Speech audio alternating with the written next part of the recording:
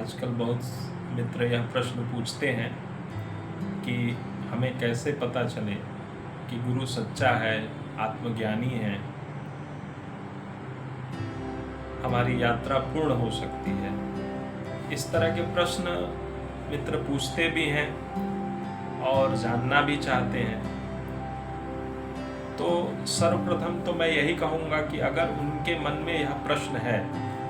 कि गुरु सच्चा है या आत्मज्ञानी है, यानी आप अभी परीक्षा ले रहे हो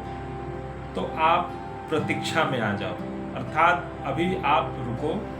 और अपनी यात्रा, अंतर यात्रा प्रगाढ़ करो और तीव्र करो। लेकिन फिर भी अगर आपकी यात्रा हो रही है और फिर भी यह प्रश्न हो रहा है और आप धोखा खा जाते हो, क्योंकि आजकल ऐसा होता है कि हम किसी की बात को सुनते हैं और उसे सुनने के बाद यह मान लेते हैं कि यह सच्चा गुरु है, आत्मज्ञानी गुरु है, क्योंकि उसकी बात में दम होता है, वजन होता है। और फिर कुछ दिनों के बाद हम वहाँ से भागना शुरू कर देते हैं, क्योंकि हमारी यात्रा वहीं ठहरी रह जाती है। तो मैं अनुभव के आधार पर आपसे यही कहूँगा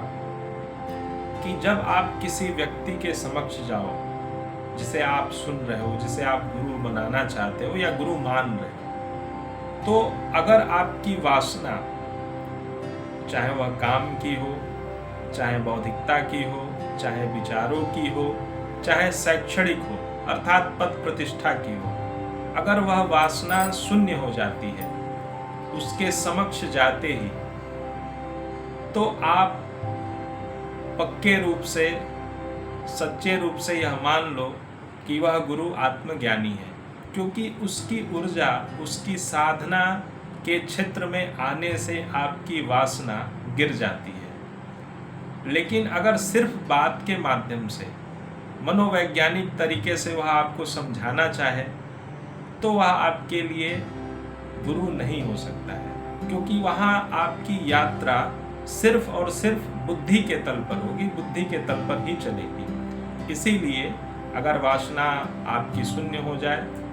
आपकी कामना शून्य हो जाए, तो आप मान लेना कि यह गुरु आपका सच्चा है, आत्मज्ञानी है।